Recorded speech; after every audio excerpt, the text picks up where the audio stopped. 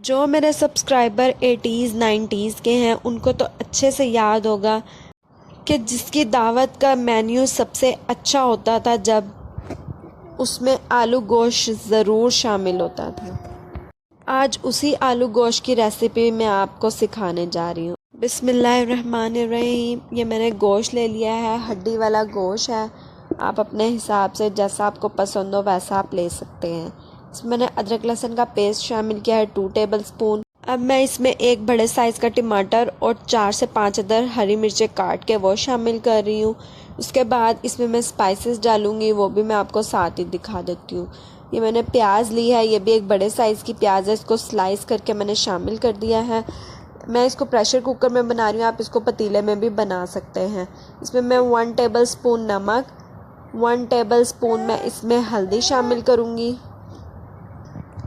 और 1 टेबलस्पून से थोड़ी सी ज़्यादा इसमें मैं लाल मिर्च शामिल कर रही हूँ। शोरबे का सालन है इसलिए लाल मिर्च आपने नॉर्मल रखनी है, बहुत तेज़ नहीं कर देनी। इतने जल्दी से आप मेरे चैनल को सब्सक्राइब कर दें और वीडियो को लाइक करना ना भूलिएगा और एक प्यारा सा कमेंट भी ज़रूर करिएगा। अब मैं इसमें शामिल कर रही हूँ साबुत गरम मसाला। साबुत गरम मसाले में इसमें एक तेज़पत्ता, दालचीनी और बड़ी इलायची का इस्तेमाल कर रही हूँ। इसमें ज़ीरा या लौंग, काली मिर्चें कुछ भी नहीं जाएगा।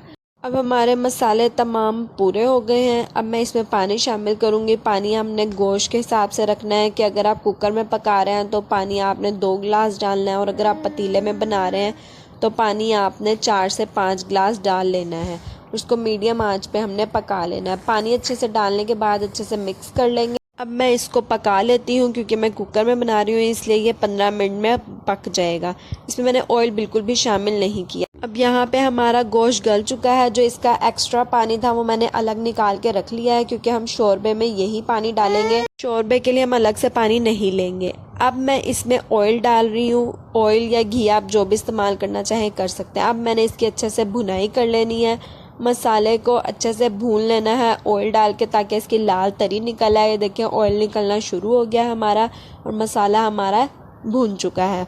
अब मैं इसमें शामिल करूँगी आलू।